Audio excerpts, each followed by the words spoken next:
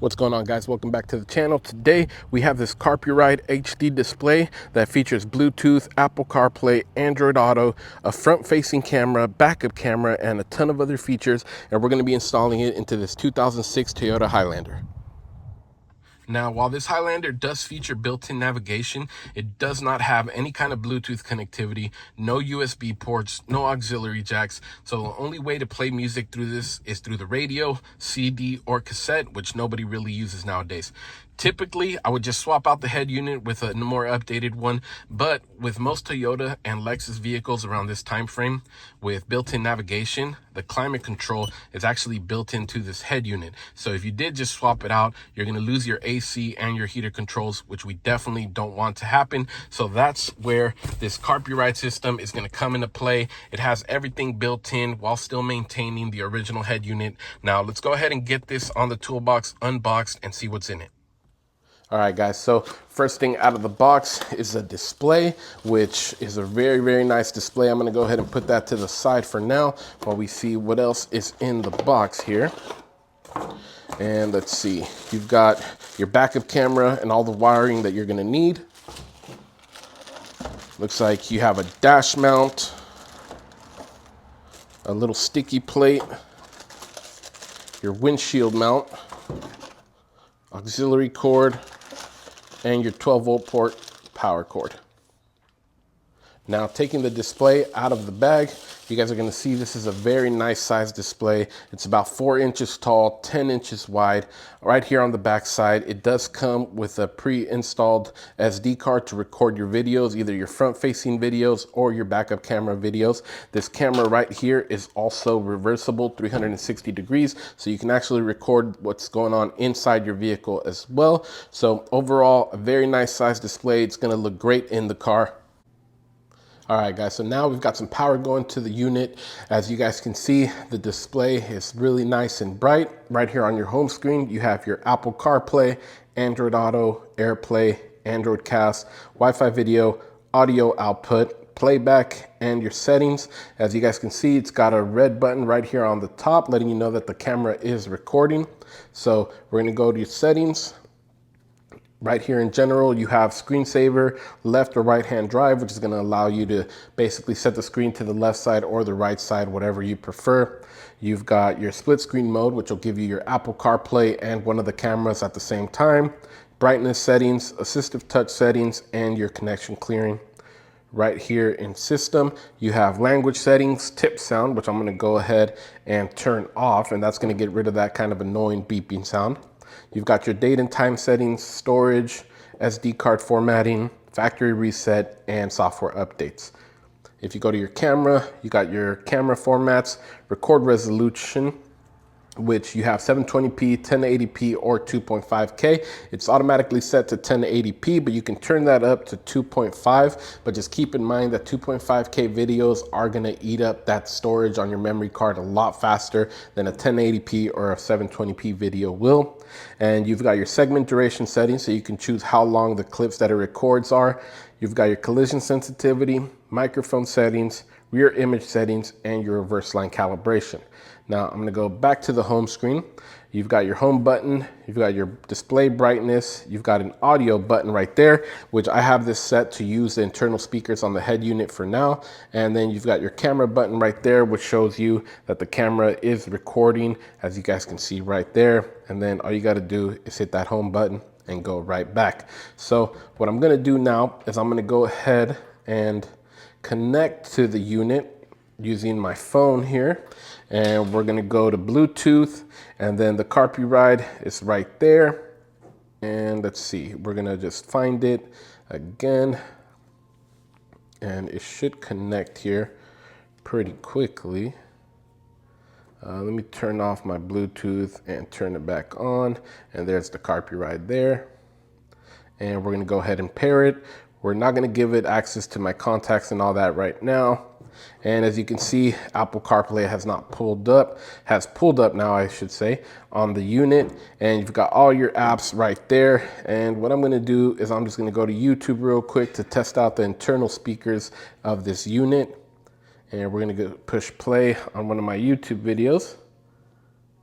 This 1/4 inch snap-on extended And you guys can hear the internal speakers of the unit itself. Now, that's gonna be enough. I don't wanna get copywritten by YouTube for playing my own videos, but aside from that, we're gonna go back to the home screen and we're gonna go ahead and get this thing installed. Now, quick disclaimer, I do have some different experience installing head units and aftermarket equipment like backup cameras and stuff like that, but this is super simple to install, so you do not need any kind of experience. And real quick, I just wanted to show you guys actually, you also have these different connection choices. So right now I was using the internal speaker on the device, but you can connect this to your car via Bluetooth right there, or through your FM transmitter, which is what I'm gonna be doing because the Highlander doesn't have any kind of Bluetooth connections, USB ports, auxiliary jacks, or anything like that. So I'm gonna be using the FM transmitter, but you can also use the auxiliary cord right there. Now, let's go ahead and get out to the car and get this thing installed. So the first thing you want to do when setting up your display is you're going to want to take your USB-C power cord and plug it in right here to the back side of the head unit, and just make sure it's fully seated into the head unit itself. Then you're going to take your 12-volt power side, you're going to plug that into your cigarette lighter. And one thing I do like is that there's a USB port on here because my car does not have any USB ports, so I could definitely use that to power up my cell phone or charge it while I'm listening to music. So plug that in to your cigarette port there, and I'm going to be using the windshield mount to mount this. And you just want to basically loosen up these arms so that you have a full range of motion to mount the unit as best as possible. And you're just going to line up those tabs with the back of the unit there, and then push up till you hear it click, and you should be good. And now place it on your windshield wherever you would like, and just make sure you lock that suction cup all the way up. There we go, so that that's not going to move. And now we're going to power up the car, and we're going to see the head unit come on. Then the Carplay ride unit's going to come on as well. And remember, we are already connected our phone, so we should see Apple CarPlay come on almost immediately. And let's give that a second here. And let me unlock my phone. And there we go. Apple CarPlay is up, so you can use your messages, you can make phone calls, listen to your music, use your navigation. But I'm actually going to go back to the home screen because I'm going to be connecting mine, like I said, through the FM transmitter, because I do not have any kind of Bluetooth capabilities. But if you did, you can connect the Carplay ride unit to your stereo using Bluetooth or the auxiliary port. So I have the Carplay ride unit set to 106.1. I'm going to make sure my radio is set to 106.1 as well. There we go. And I'm going to get my cell phone out just to test it out here. And I'm going to just push play on this video right here from YouTube, and hopefully we will hear the sound coming nice and clear through the radio. And then I finally ordered this, and it just took super long. But the few times that and there you go. Now you have full sound coming from the Carplay ride unit, from whatever you have playing on your phone to your stereo. And I'm gonna just play a song real quick on Spotify just to make sure that works as well. And that works absolutely perfectly also. So I'm not gonna play too much of it just because I don't want to get copywritten here. So if all you guys wanted to do was just find a way to get Bluetooth, Apple CarPlay in your vehicle, then at this point you would be done. All you got to do is just take this cord, move it around the dash, and just get it looking nice and clean so that it doesn't get in your way. But aside from that, that's pretty much it. You got a full working Apple CarPlay navigation, Android Auto, and you are all set. But if you're looking to install that backup camera as well, then you got a few other steps you need to follow. Now you're going to want to grab your backup camera, and you're going to see on one end you've got the small plug, and on the other end you've got your backup camera. So you're going to want to take this plug, grab your head unit, turn it around, and you're going to see you have a 3.5 millimeter slot there and an AV plug there, and that's where you're going to want to put that one. It's not going to fit in the 3.5 millimeter jack, and you're going to see the backup camera is going to come on for just a second, and we're going to just set this down right up there. Hopefully it doesn't move on us too much. There we go. So we're going to choose our camera function right here, and you're going to see both your front facing camera and your back camera are actually both already working. Now, Some people would want to just stop there and say you're pretty much good to go. And if you want to manually choose when to see your backup camera, then you can pretty much stop here, but that's not the right way to do it. So what you're going to want to do is look at your camera, and you're going to pull on the cord right over here, and you're going to see this red wire coming off of the camera itself. Now this red wire, you're going to want to attach to your reverse lights. So if you're not comfortable cutting into the wiring on your reverse lights, then I recommend you find somebody to help you. Or if you want to try it, feel free to do so at your own risk. You're going to want to cut into the wire that gives power to your reverse lights, so that every time you put the car in reverse, that backup camera is going to get the signal to come on, and that's how your backup camera is going to work. So like I said, if you're not comfortable cutting into those wires, then don't do it. Just find somebody to help you with, but that's the way you're going to power your backup camera.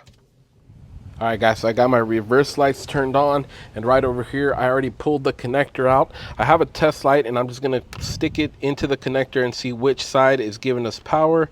So as you guys can see right there, we got no power on that side. And as soon as we get into the other side, the light turns on, means we got power on that cable, which you've got two colors, the white one and that pinkish reddish looking one. The pink one's going to be the one we're going to want to tap into to get the power to our backup camera.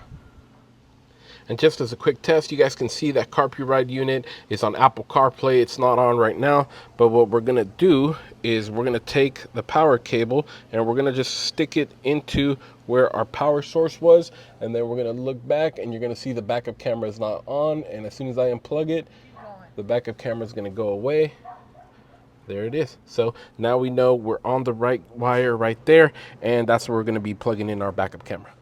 All right, guys, so we got the Carplay unit all installed, Bluetooth, navigation, Apple CarPlay, phone calls, messaging, everything's working absolutely perfectly. And as you guys can see, if I go into reverse, that backup camera comes right on super fast.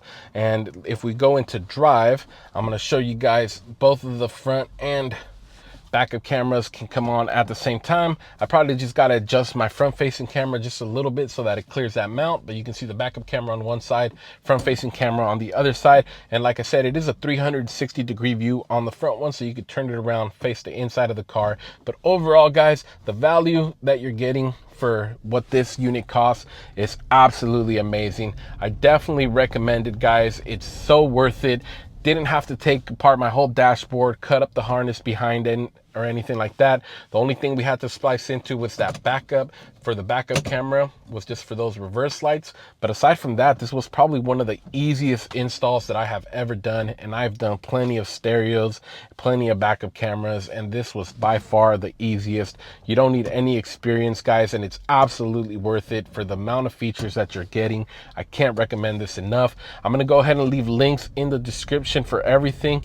Carplay does have a bunch of different displays, so if you guys are looking for something that looks a little bit different than this, definitely check them out, because I guarantee you, you're gonna find something you like. But aside from that, guys, the value for what this unit costs is way above and beyond anything else you're gonna find. I definitely recommend it. If you guys have any questions or anything, please let me know in the comments and I'll make sure to answer those. Aside from that, check out the links in the description, and we will see you guys on the next one.